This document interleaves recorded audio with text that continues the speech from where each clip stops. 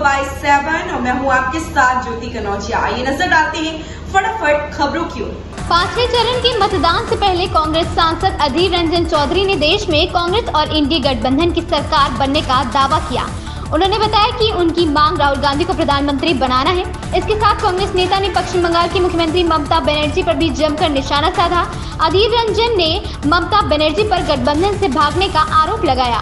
राष्ट्रीय महिला आयोग ने दिल्ली के मुख्यमंत्री अरविंद केजरीवाल के पूर्व निजी सचिव विभव कुमार को शुक्रवार को पेश होने के लिए कहा। महिला आयोग ने मालीवाल की उस मीडिया पोस्ट का स्वतः संज्ञान लिया जिसमें उन्होंने दावा किया है कि वह विभव के मुख्यमंत्री के आवास पर उनके साथ बदसलूकी की। प्रधानमंत्री नरेंद्र मोदी ने गुरुवार को आजमगढ़ में आयोजित जनसभा को संबोधित किया। इस दौरान उन्होंने सपा कांग्रेस के साथ इंडी गठबंधन पर जमकर निशाना साधा। साथ ही सरकार की विभिन्न योजनाओं को लेकर जनता को विशेष जानकारी भी दी। बीच बीच में प्रधानमंत्री मोदी जनसभा में मौजूद लोगों को हंसाते भी रहे। पूर्व केंद्रीय मंत्री व सुल्तानपुर से भाजपा की उम्मीदवार मेनका गांधी ने कहा कि चुनाव में विपक्ष की चुनौती तो है, पर जनता भाजपा के काम पर वोट करेगी। उन्होंने कहा कि जनता जो भी निर्णय लेगी वो सही होगा। उन्होंने कहा कि क्षेत्र में राम मंदिर कोई मुद्दा नहीं है, ये जनता के दिलों में है। जनता विकास के मुद्दे पर वोट देगी। उन्होंने कहा कि प्रधानमंत्री आवास योजना सहित कई नीतियों का जनता को सीधा लाभ मिला है। विपक्ष के लोग जातिवाद करने की कोशिश कर रहे हैं, लेकिन इसका कोई प्रभाव नहीं पड़ेगा।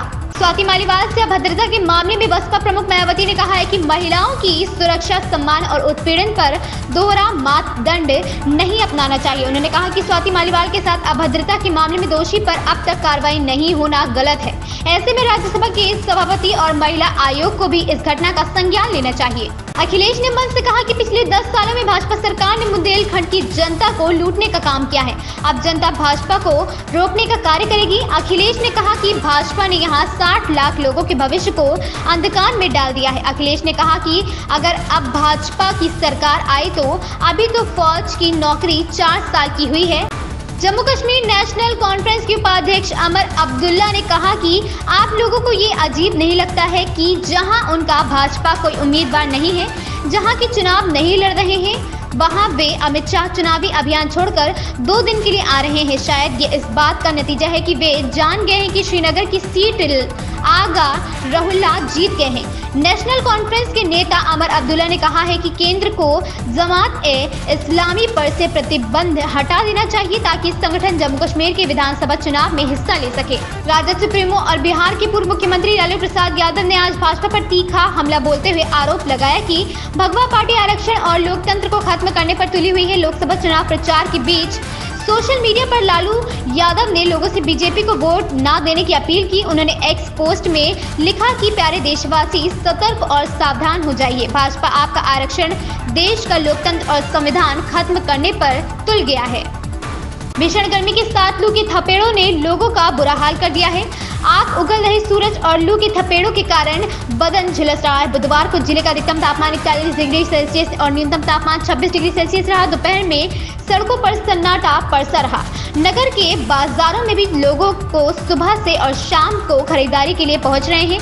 मई का आधा महीना बीत चुका है। अब गर्मी लोगों को परेशान करने लगी है। मौसम विभाग ने तापमान लगातार ऊपर की ओर चढ़ने की संभावना भी जताई है। मंगलवार को 77वें कांस फिल्म फेस्टिवल की शुरुआत हुई। ऐश्वर्या राय बच्चन अपनी बेटी आराध्या के साथ कांस के लिए रवाना हुई। बीती रात ऐश्वर्या को बेटी के साथ मुंबई एयरपोर्ट पर देखा गया। ऐश्वर्या के हाथ में प्लास्टर देख सोशल मीडिया पर उनके फैंस दुखी हो रहे हैं और दुख जाहिर कर रहे हैं। उनके दाएं हाथ में आर्म स्लिंग बंधी हुई थी। चोटिल होने के बावजूद भी वो कांस में शामिल होने गई। ऐश्वर्या के लुक की बात करें तो ओवरसाइज्ड कोट और ब्लैक ट्राउजर में नजर आई। वहीं बेटी आराध्या ब्लैक जॉगर और व्हाइट स्वेटशर्ट पहने थी। इन खबरों में बस इतना ही। बने रहे यूपी न्यूज़ 24/7 के साथ।